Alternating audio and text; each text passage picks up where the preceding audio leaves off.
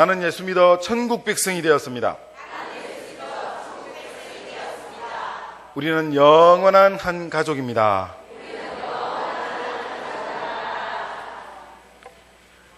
제가 이런 걸 잘 못했는데 쑥스럽습니다.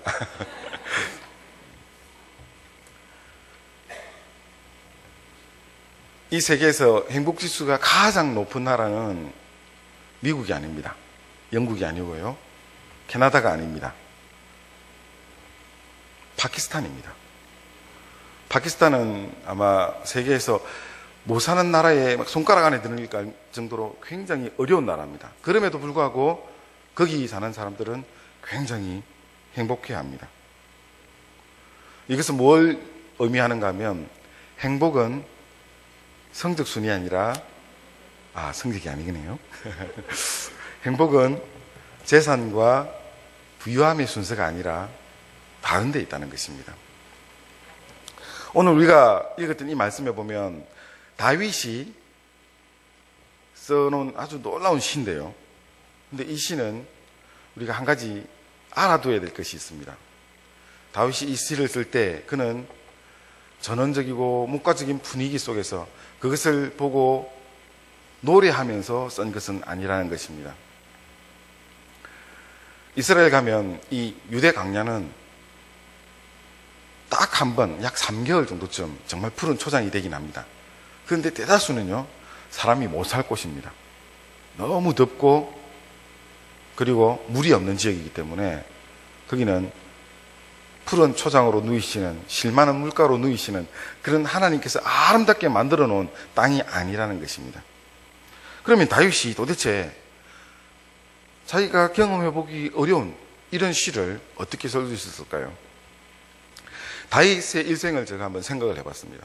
다윗이 어린 시절부터 죽을 때까지, 그 노년에 이르기까지 다윗의 전생에 보면 7번이나 위기가 찾아옵니다. 그런데 그 7번의 위기는 사실은 다윗의 전생애라고 볼 수가 있습니다. 아주 어릴 때부터 그가 행복하게 살아갈 수 있는 텀은 전혀 없었습니다. 제가 한번 7가지를 빠르게 한번 따져보겠습니다. 제일 첫 번째, 그는 자기 형들에게 도시락 갖다 주다가 얼떨결에 골리앗하고 싸우게 됐습니다. 골리앗이 하나님을 평하고 주의 군대를 막 욕하는 것을 듣고 의분이 일어나서 저놈 내가 때려 죽여야지 하다가 진짜 때려 죽이러 나가게 됐습니다. 자기의 의지로 된 것이 아니라 얼떨결에 그렇게 막 밀려 나간 겁니다. 그래가지고 싸웠는데 세상에 이겼습니다. 다윗이 이기고 난 후회가 문제입니다. 그렇게 되니까 많은 사람들이 우리에게 슈퍼스타가 나타났다 이렇게 칭송을 해줍니다. 문제는 그때 당시에 왕이 따로 있었다는 거죠. 사울이 이 이야기를 들었을 때 질투가 나서 견딜 수가 없었습니다. 어느 정도 질투가 난다는 거예요? 죽이고 싶을 정도로 질투가 났습니다. 그래서 다윗은 계속해서 이 사울의 칼 끝에서 도망다니기 바쁜 삶을 어린 시절부터 살게 되는 겁니다. 별로 유쾌하고 행복한 일은 아닙니다. 죽이려고 따라다니는 사람 피해 다니는 게 행복하겠습니까? 그는 늘 그렇게 어린 시절 그렇게 보냈습니다. 다윗이 피할 때 어디까지 피했는가 하면 다윗의 적이었던, 다윗이 직접 죽였던 바로 그 골리앗의 나라까지 피해갔습니다. 블레셋에 피해갔는데 블레셋 왕이 있다 보니까 이거 가만두면 안 되겠네, 내가 저놈 잡아 죽여야지, 그렇게 했을 때 다윗은 그 앞에서 어떻게 했습니까? 미친 척 했습니다. 제가 다윗이 했던 행동은 여러분 앞에서 보이지 않겠습니다. 다윗이 그렇게 했습니다. 여러분이 상상하시는 그 모습으로 이렇게 행동한 겁니다. 그렇게 해서라도 살려고 했습니다. 다윗이 미친 척 할 때 행복할까요? 전혀 그렇지 않았을 것 같습니다. 그뿐만 아닙니다. 다윗이 이제 자기 세력이 점점 많아져서 왕이 됐을 때 12지파의 왕이 된 것이 아니라 유다지파의 왕이 됐습니다. 그리고 7년 동안이나 다른 지파들을 누르기 위해서 전쟁했습니다. 자기 민족과 전쟁을 했던 겁니다. 7년 동안이나. 그뿐만 아닙니다. 12지파의 전체 왕이 되고 난 후에는 그가 잠깐 방심하는 사이에 우리아의 아내를 범하는 그런 실수를 합니다. 그냥 막 이제 남자들이 이렇게 할 수 있죠. 뭐 실수할 수 있지. 하나님께서 그거 용납하지 않습니다. 하나님께서는 다윗이 실수한 그걸 가지고 그의 태에서 난 것을 죽입니다. 다윗이 자기 아이가 죽는 그 슬픔을 얼마나 강하게 표현하는가 하면 심상이 다 젖도록 울면서 하나님 제발 살려달라고 이렇게 기도했습니다. 그런 순간이 왔을 때 행복했을까요? 전혀 그렇지 않았을 겁니다. 뿐만 아니라 또 다윗이 아주 교만해졌는데요. 다윗이 그때 당시에 얼마만큼 강대국이 됐는가 하면 주변에 밑에 바로 애굽이 있습니다. 그리고 그 위에는 아시리아가 있었고 또 바벨론이 커가고 있습니다. 그런 사이에 다윗의 왕국이 있었는데 이 다윗의 왕국이 그 주변 나라와 어깨를 나란히 할 정도로 강해졌습니다. 그 나름 성공한 왕입니다. 이러다 보니까 이제 교만해져가지고 내가 어느 정도 되는지 한번 보겠다 해서 자기의 군사들을 세기 시작한 겁니다.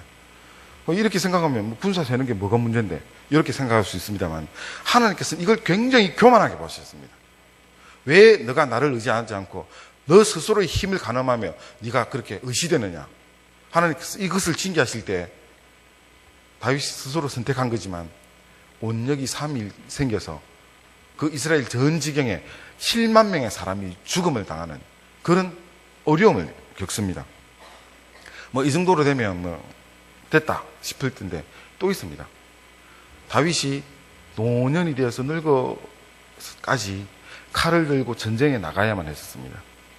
그는 한평생 전쟁하는 왕이었던 것입니다. 뭐 전쟁하는 게 뭐 재밌겠습니까?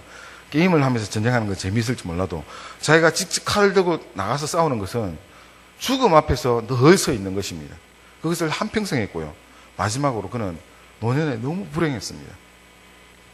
자기 아들들이 아버지의 왕권을 차지하려고 쿠데타가 일어났습니다. 다윗이 살아있을 때 그런 일이 벌어진 것입니다. 그래서 다윗은 바세바에게서 바가지를 빡빡 긁히면서 그래 내가 솔로몬한테 그냥 왕권 넘길게 이 지경까지 간 겁니다. 그리고 그는 죽었습니다. 다윗이 행복했을까요? 전혀 그렇지 않은 것입니다. 그의 한평생 늘 마음 아파하고 쏘가리 하면서 그는 죽을 때까지 그렇게 살았습니다. 그런 그가 여호와는 나의 목자시니 내가 부족함이 없으리로다. 이런 시를 쓴 것입니다. 도대체 그게 어떻게 가능했겠습니까? 그는 한평생 안락할 틈이 없었지만 그는 오로지 정말 하나님만 바라볼 수밖에 없는 사람이었습니다.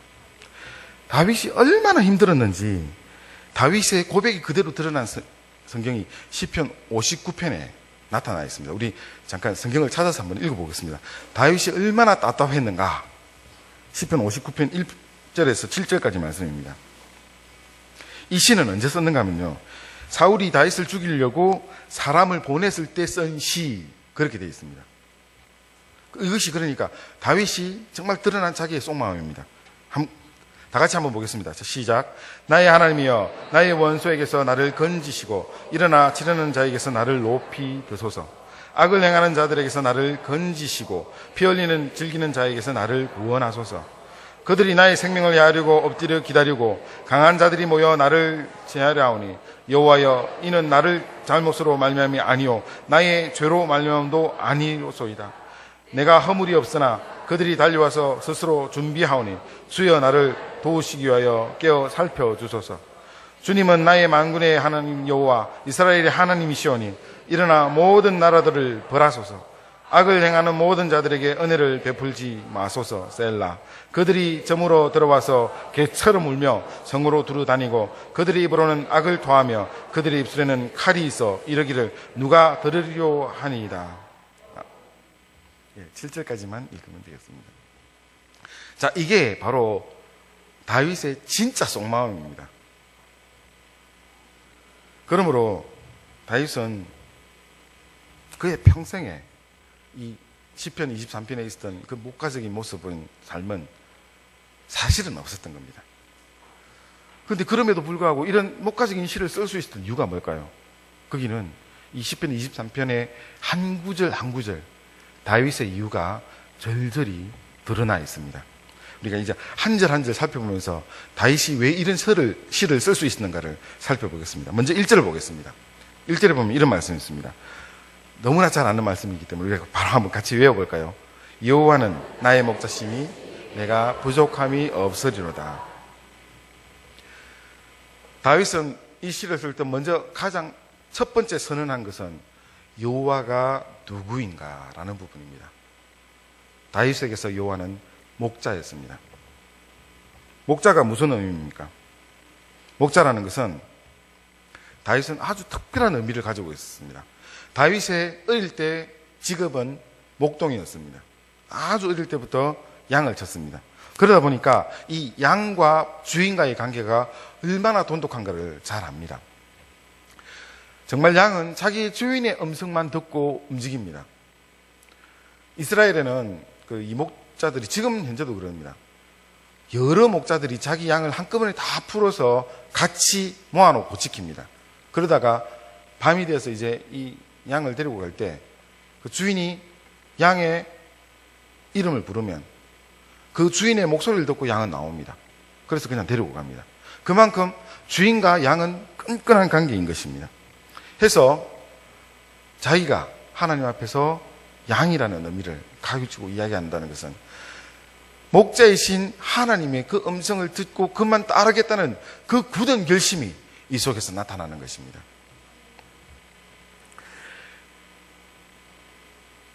다윗은 그가 쓴 이 시를 통해서 내가 부족함이 없으리로다. 다시 말하면 다윗이 고백하는 이 고백에서는 자기의 모든 필요를 채우시는 분은 하나님이라는 말입니다. 그리고 다윗은 그것으로 충분했다는 말입니다. 자, 여러분, 이해가 될 수 있는 부분은 아닙니다. 분명히 앞에서 제가 7가지의 다윗의 그 위기를 이야기했는데요. 다윗의 생에 부족함이 없었습니까? 사실은 부족함 투성이었습니다. 그가 살아가는 그 삶 자체가 너무나 고통스럽고 어려운 현실이었습니다. 해서 만약 그 현실을 바라보면서 하나님께 기도한다면 방금 우리가 읽었던 59편의 시가 더 정확할 겁니다. 하나님, 지금 죽겠는데요. 나 좀 살려주십시오. 주님, 도대체 이게 뭡니까? 지금 당장 적들이 찾아와서 나를 죽이려고 하는데 도대체 그 원수들은 왜 살려두고 있습니까? 그냥 싹싹 다 베버리지요. 이렇게 하는 게 당연하지 않겠습니까? 그럼에도 불구하고 다윗은 그러지 않았습니다. 왜냐하면 다윗이 바라봤던 것은 자기가 살고 있는 이 현장, 이 현실이 아니라 그 배후에 계신 여호와 하나님이었기 때문에 그는 그것으로 충분히 만족할 수 있었던 것입니다. 사랑하는 성도 여러분, 지금 우리가 사는 이 삶에서도 우리는 우리에게 닥쳐오고 있는 그 수많은 위기들을 다 경험하며 살고 있습니다. 지금 여기 앉아 계시는 여러 성도님들이 나는 지금 현재 어떤 어려움이 있어라고 이야기를 하기 시작한다면 우리는 지금 1년 동안 앉아서 이야기를 들어야 될 만큼 너무너무 많은 위기들이 우리 속에 가득 차 있을 것입니다. 해서 만약 그것을 바라보면서 우리가 산다면은 늘 우울하고 늘 고통스럽고 늘 슬플 겁니다. 하지만 다윗만 하겠습니까? 다윗은 그 많은 어려움 가운데서도 자기의 그 어려움을 바라본 것이 아니라 그 배우에 계신 하나님을 바라보면서 바로 그 하나님으로 인해서 만족하고 그 하나님 때문에 감사할 수 있었습니다. 우리는 이런 감사를 할 수 있습니다. 하나님, 나에게 이런 축복해 주셨기 때문에 감사합니다. 주님, 나에게 이런 것들로 채워주셔서 감사합니다. 내 자식이 정말 좋은 대학 갈 수 있게 해주셔서 감사합니다. 나에게 좋은 직장 주셔서 감사합니다. 우리 남편이 지금 저렇게 건실하게 잘 살게 해주셔서 감사합니다. 우리는 이런 감사할 제목들이 많이 있습니다. 그런데 제목이 있어야 감사할 수 있습니다. 그저 나를 채워주시고 나와 함께 해주시고 나를 인도해 주시는 그 하나님을 바로 본다는 것은 보통의 신앙이 아닙니다. 그까지 가기가 너무 어려운 것입니다. 그럼에도 불구하고 다윗은 자기의 삶의 현장을 바라본 것이 아니라 바로 그 속에 역사하시는 그 상황을 조성하시는 하나님을 바라보면서 만족했던 것입니다. 이것이 진정한 감사이며 진정한 축복이었습니다. 2절을 한번 보겠습니다. 그가 나를 푸른 풀밭에 누이시며 쉴만한 물가로 인도하시는도다. 양에게서, 이 양이란 존재에게서 가장 좋은 곳이 아마 이 푸른 초장이고 또 쉴만한 물가일 겁니다. 물이 있는데 풀이 있다면 뭐 더 이상 뭐 바라볼 게 있겠습니까? 그게 우리나라 말로 한다면 금상첨화입니다. 뭐 더 이상 뭐 따질 거 없으면 거기 그냥 있으면 됩니다. 죽을 때까지 그냥 거기 있으면 그 양은 최고일 겁니다. 다윗이 하나님께서 나를 그렇게 인도해 주셨습니다라고 고백했습니다. 그러면 다윗에게서 쉴만한 물가와 푸른 초장이 어디였겠습니까? 다윗의 왕국이었습니까? 다윗의 성이었습니까? 아닙니다. 다윗이 이렇게 고백하는 바로 그 현장은 사울이 칼을 들고 그의 목을 향해서 찔르려고 하는 바로 그 현장입니다. 블레셋 왕 앞에서 미친 척하는 바로 그 현장입니다. 자기 아들들이 쿠데타를 일으켜서 도망가는 바로 그 현장입니다. 바세바를 범해서 하나님께 징계받는 바로 그 현장입니다. 거기서 푸른 초장으로 나를 인도하시니 쉴만한 물가로 인도하시니 이런 고백을 할 수 있었던 것입니다. 굉장히 이율배반적입니다.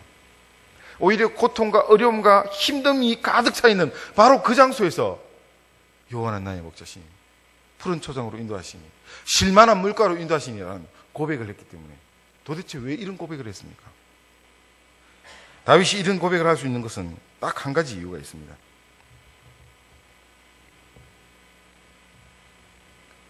그 위급한 그 순간에서도 다윗은 하나님이 결단코 자기를 버리지 않고 그 순간에서도 주님께서 옆에 함께 계실 것이라는 그 사실을 너무나 분명히 알고 믿었기 때문입니다.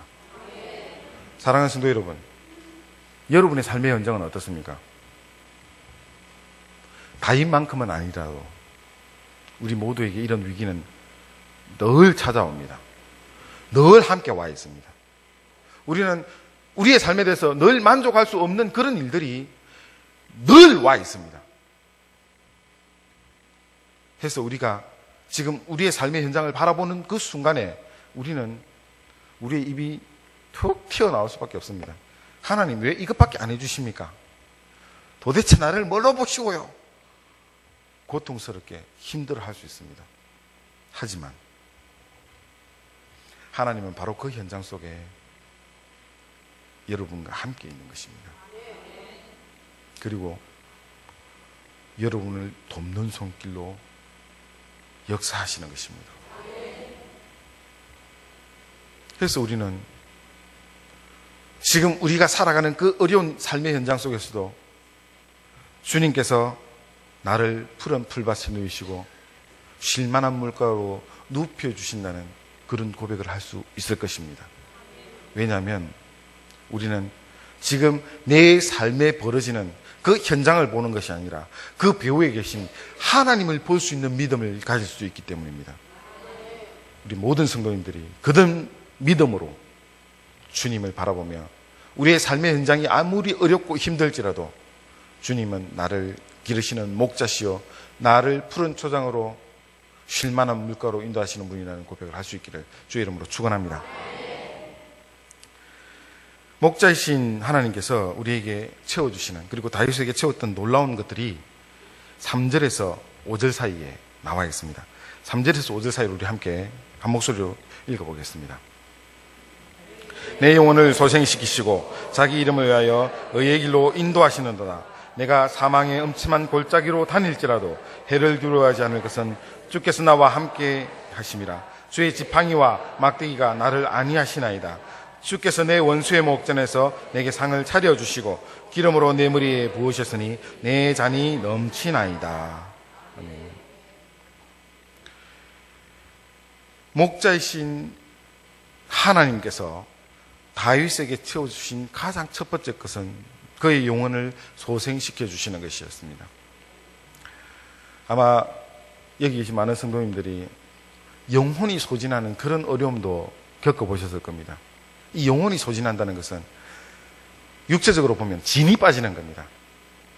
몸에 힘이 다 빠져서 도저히 이제 살 소망이 없어지는 그런 상태, 그런 어려움을 겪어보신 분들도 있을 것입니다.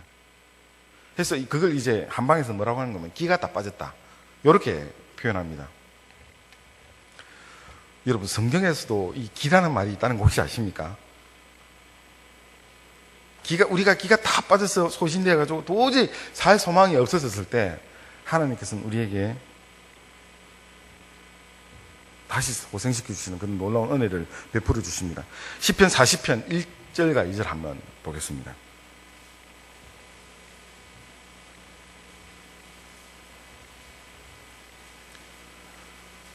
자, 바로 보겠습니다. 내가 여호와를 기다리고 기다렸더니 귀를 기울이사 나의 부르짖음을 들으셨도다.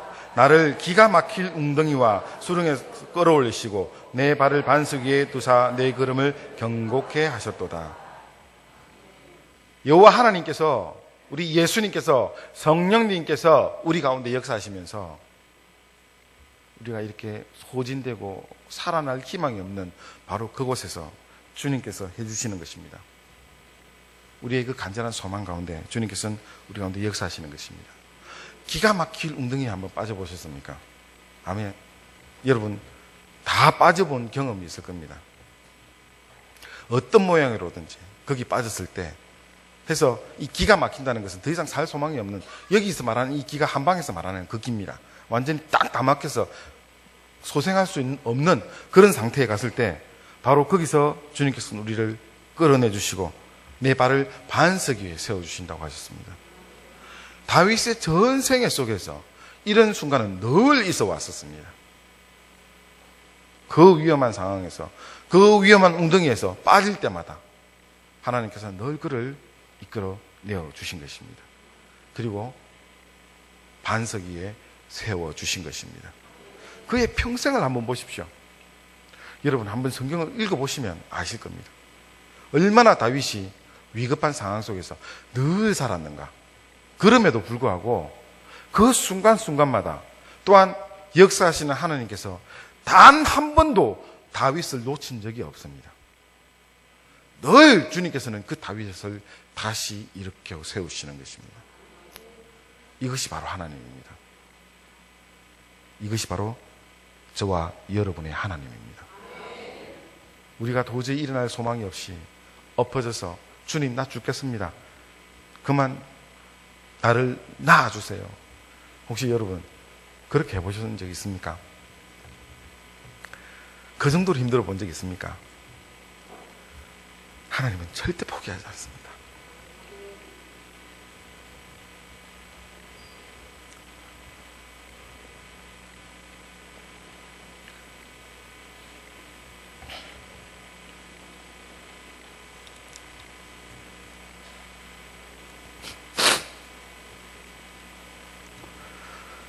주님께서는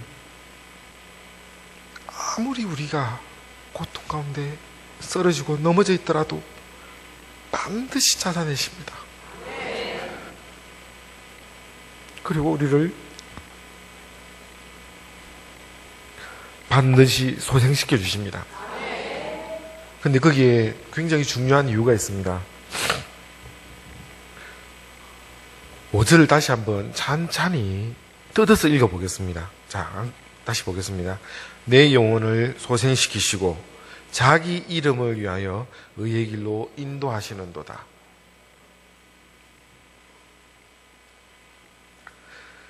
하나님께서 우리를 소생시키는 데는 저와 여러분의 영혼에 주님의 이름을 걸어 두셨기 때문입니다. 사랑하는 성도 여러분, 왜 하나님께서 저를 살리는가 하면, 왜 하나님께서 여러분을 살리는가 하면 저와 여러분이 하나님 것이기 때문입니다. 우리가 아무리 주 앞에서 부족한 모습으로 살아갈지라도 하나님께서 결단코 우리를 놓지 않는 그 이유가 주의 이름을 우리에게 걸어두시고 세상 사람들 앞에서 자 봐라, 최성호는, 노장훈은 나의 것이다, 이렇게 하시는 겁니다. 사랑하는 성도 여러분, 하나님께서 우리를 결코 놓지 않는 이유가 바로 여기 있습니다. 주께서 자신의 이름을 우리에게 걸어놓고 이 세상을 우리가 살아갈 수 있도록 해주셨기 때문에 아무리 우리가 힘들고 어렵고 쓰러지고 자빠져서 일어날 소망이 없을지라도 바로 그곳에 주님께서 친히 역사하시면서 다시 이렇게 세워주시면서 다시 걸어갈 수 있도록 해주시는 것입니다. 그 은혜를 우리는 함께 받아 누리며 오늘 이 시간에 또 살아갑니다. 혹시 지금 현재 살 소망이 없어서 힘들어서 쓰러져서 그만 이 생애를 놓치고 싶은 분이 있습니까? 혹시 여기서 오늘 그냥 여기서 죽고 싶은 분이 있습니까? 여러분, 하나님은 여러분을 포기하지 않습니다. 주님께서 여러분을 붙들고 반드시 일어나실 겁니다. 그래서 그 하나님을 우리가 바라보며 살아갈 수 있는 것입니다. 주책 없이 자꾸 눈물을 흘려서 죄송합니다. 하나님 은혜가 얼마나 큰지 지금 막 느껴져서 그렇습니다.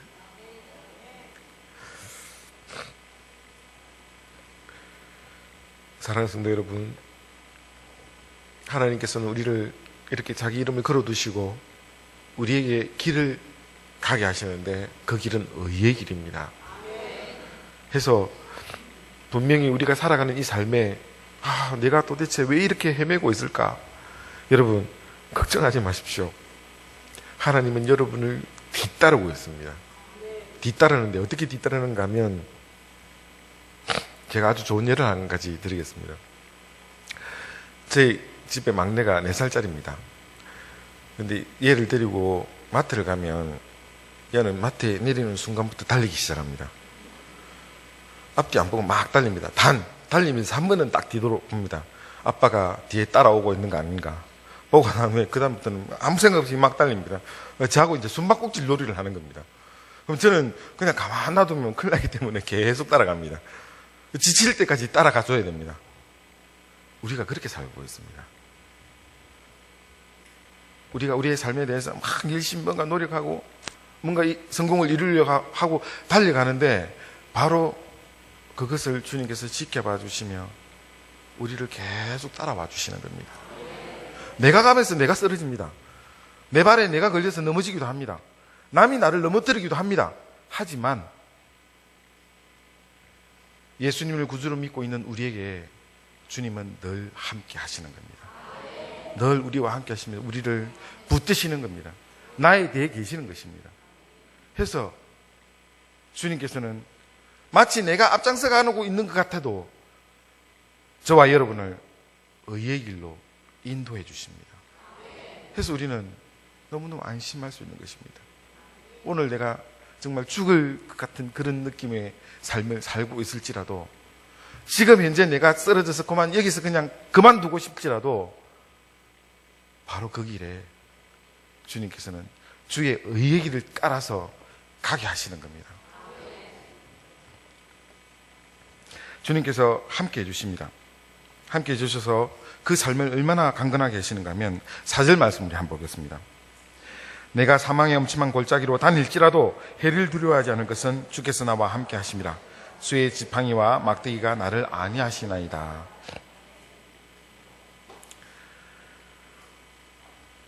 하나님께서 다윗과 함께 하실 때 어떻게 하셨는가 하면 주의 지팡이와 막대기로 함께 하셨습니다. 이 지팡이와 막대기 하면요, 여러분 혹시 성화 보실 때 양을 들고 있는 목자가 짚고 있는 막대기가 어떤 모양이 있는지 혹시 아십니까? 야구 방망이는 아닙니다. 이 방망이 끄트머리가 이렇게 딱 고아져 있습니다. 근데 이게 고아진 데는 이유가 있습니다. 여러분, 양이 얼마나 고집세고 고집불통인지 혹시 아세요? 양은요, 지가 하고 싶은 것만 합니다.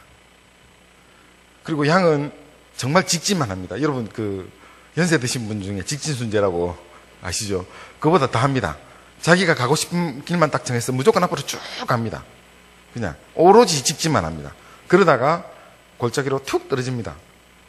자기 앞에 그런 위험이 닥쳐오는지도 모르고 무조건 직진만 합니다. 그래서 떨어지면 그때부터 살려주세요 하고 외치고 있는 겁니다. 이럴 때 목자가 가서 떨어져 있는 그 골짜기에 떨어져 있는 양의 매가지를 이 막대기의 끄트머리로 탁 끌어서 끌어 올립니다. 그런 용도 때문에 막대기가 항상 이렇게 휘어져 있는 겁니다. 그 지팡이가 늘 나와 함께 하는 겁니다. 여러분, 혹시 지금 여러분의 모가지가 좀 답답하면 주님께서 지팡이로 여러분 모가지 지금 긁고 당기고 있다는 사실을 기억하시면 됩니다. 하나님께서 이렇게 우리를 당겨주십니다. 그리고 이 막대기는 또 다른 용도가 있는데요. 엉뚱한 길로 막 가고 있으면 톡톡 쳐서 제 길로 가게 합니다. 혹시 여러분 지금 몸이 뻐근하시면 주님께서 또 톡톡 쳐서 제 길로 가게 해주신다는 사실을 믿고 감사하기 바랍니다. 주의 지팡이와 막대기가 나를 안위하십니다. 주님께서 우리와 함께 하십니다. 그 엄청난 위험과 고통 가운데서도 주님께서 함께 해주시는 것입니다. 이것이 바로 임마누엘입니다. 하나님께서 우리에게 임마누엘로 함께 하십니다. 임마누엘로 함께 하신다면 사실은 아무 걱정할 필요가 없습니다. 하나님께서 함께 하시는데, 나와 늘 동행하시는데, 사실은 믿음을 가진 사람들은 이것을 발견하면 소위 말해서 게임 셋입니다. 더 이상 걱정할 것이 없고 모든 것이 올스톱입니다. 그 어떤 고통과 어려움이 와 있어도 좀 두고 봐라. 어찌 되는가. 편안하게 하나님을 바라보면서 주님을 의지하고 갈 수 있습니다. 그리고 이런 사람들은 더 기도할 수 있습니다. 하나님 지금 이랬는데요. 내가 누구한테 이야기하겠습니까? 하나님 지금 이랬는데요. 주님께 기도할 수 있는 것입니다. 하나님께 나아갈 수 있는 것입니다. 왜냐하면 임마누엘을 한 하나님을 바라볼 수 있기 때문입니다. 우리의 삶의 나침반은 무엇입니까? 우리의 삶의 나침반은 바로 이 주님의 지팡이입니다. 주님의 지팡이가 나를 어디로 향하게 하느냐. 여러분, 저는 여러분이 늘 몸이 뻐근하길 바랍니다. 늘 주님의 지팡이에 얻어맞기를 바랍니다. 그래서 우리가 가야 될 그 길을 향해서 정말 똑바로 가기를 바랍니다. 여러분의 모가지가 늘 불편하길 바랍니다. 그래서 우리가 혹시나 어디 잘못됐을 때 걸어 올리시는 그 하나님의 은혜를 늘 경험하길 바랍니다. 하면 우리는 주님께서 제시하신 그 귀한 길로 가고 있는 것입니다. 그것으로 우리는 만족할 수 있는 것입니다. 원수의 목전에서 주님께서 상을 베풀어 주셨습니다. 원수의 목전에서 상을 베푸시면 여러분 한번 상상해 보십시오. 철천지 원수가 옆에 서 있는데 하나님께서 그 앞에서 몇 첩 상이 제일 큰지 모르겠습니다만 여러 첩 상, 반찬이 아주 많이 해가지고 딱 차려놓고 내보고 먹으러 갑니다. 거기 딱 앉아서 내가 먹으려는데 옆에서 원수가 서서 보고 있습니다. 느낌이 어떻겠습니까? 통쾌해 미치겠죠. 하나씩 먹으면서 이제 쳐다볼 겁니다, 아마. 그것을 주님께서 우리에게 해주신다는 말입니다. 원수의 목전에서 내게 상을 베푸시고. 참 어떻게 보면 주님께서 잔인하세요. 그만 사정없이 그냥 상대방의 마음을 그냥 우겨 싸버리시는 그런 은혜를 주신다는 말입니다. 그런데 그런 은혜를 하나님께서 우리에게 베풀어 주실 때 먼저 우리에게 하라는 것이 있습니다. 로마서 12장 17절에서 21절 사이 말씀 우리가 한번 찾아서 한번 읽어보겠습니다.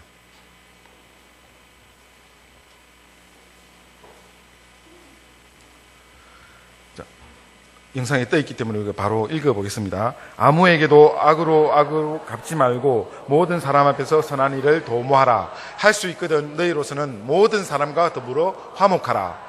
내 사랑하는 자들아 너희에게 전한 원수를 갚지 말고 하나님의 진노하심에 맡기라. 기록되었으되 원수 갚는 것이 내게 있으니 내가 갚으리라 하고 주께서 말씀하시니라. 내 원수가 줄이거든 먹이고 목마르거든 마시게 하라. 그리함으로써 내가 숯불을 그머리에 쌓아 놓으리라. 악에게 지지 말고 선으로 악을 이기라. 아멘. 여호와를 나의 목자로 믿고 섬기고 사는 사람에게서 참 어려운 부분 중에 하나가 이겁니다. 분명히 나의 발을 긁는 사람이 있는데, 나를 넘어뜨리고 미는 사람이 있는데, 주님, 저는 탁 그냥 데려가 주시면 안 돼요. 그런 마음이 우리 속에 굴뚝같이 일어납니다. 그런데 로마서에 있는 말씀을 통해서 우리가 다시 한번 비춰본다면 원수 갚는 일은 하나님께 있다고, 우리는 오로지 그 사람에게 은혜 베푸라고 하는 겁니다. 악으로 악을 갚지 마라고 하는 겁니다. 선으로 악을 이기라고 하는 것입니다. 이것이 너무나 중요합니다. 저 원수 진짜 죽고 빼시면 좋겠어요.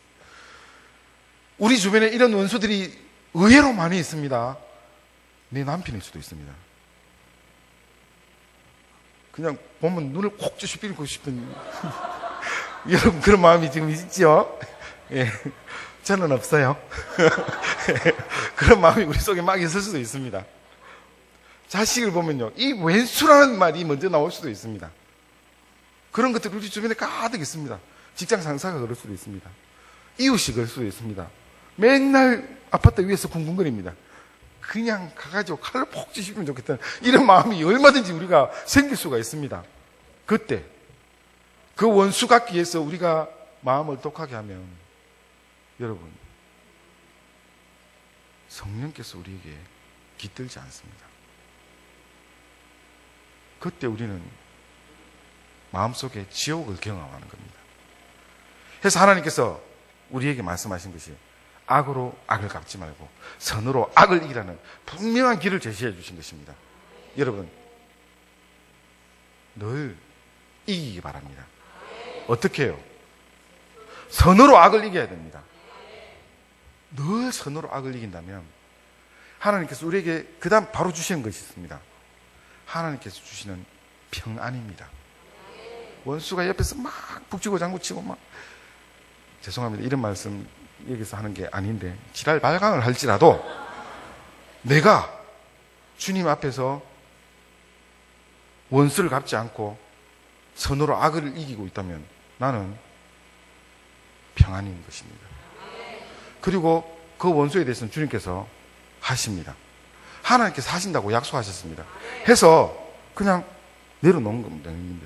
혹시 여러분 지금 팔뚝이 막 굵어져가지고 저 원수를 잡아주기 위해서 지금도 꽉 잡고 있는 손이 있다면 한 손가락씩 한 손가락씩 여러분이 힘을 빼시기 바랍니다. 빼고 그 지고 있었던 분노들을 놓기 바랍니다. 하나님께서 하실 겁니다.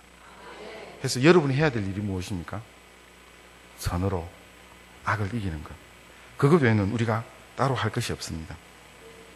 하나님께서 우리에게 이렇게 해주셨을 때 주님께서 주시는 놀라운 은혜가 있는데, 내 잔이 넘치나이다. 다윗이 들어올린 잔이 얼마나 큰지 무엇인지 우리가 알 수가 없습니다. 단 다윗은 자기 잔에 하나님의 은혜가 넘쳤다는 것입니다. 차고 넘쳤다는 것입니다. 우리의 잔에 하나님께서는 주의 은혜로 넘치게 해주실 것입니다. 성령의 은혜로 넘치게 해주실 것입니다. 그래서 주님께서 우리의 목자가 되어주시는 그 은혜부터 시작해서 우리가 살아가는 이 삶의 모든 부분에서 하나님께서 늘 우리와 함께 해주시는데요, 6절에 보면 이런 말씀이 있습니다. 내 평생의 선하심과 인자심이 반드시 나를 따르리니 내가 여호와의 집에 영원히 거하리로다. 하나님께서 우리와 함께 거하여 주시는 그 시간을 한번 생각해 봅시다. 그 시간은 평생입니다. 내가 잠깐 쓰러지고 지쳐서 그냥 하나님을 잊고 있을 때에도 주님께서는 나를 떠나지 않았습니다. 평생 함께 해주십니다. 그리고 나를 붙들어 주시고, 주께서 나와 함께 하시는 그 모양이 무엇입니까? 내 평생에 그 다음 무엇입니까? 선하심과 인자심이 나와 함께 하시는 것입니다. 하나님께서 나와 함께 하시는 바로 그 모양입니다. 주님의 선하심과 주님의 그 인자심이 나로 하여금 늘 내 잔이 넘치게 해주시는 것입니다. 사랑하는 성도 여러분, 여러분 주변에서 여러분을 힘들게 하는 그 어떤 요소들은 여러분의 마음을 괴롭히지만 주님은 늘 여러분의 잔에 선하심과 인자심으로 채우십니다. 그 주님의 은혜 속에 우리가 늘 강건하며 주님과 함께 거하기를 주의 이름으로 축원합니다.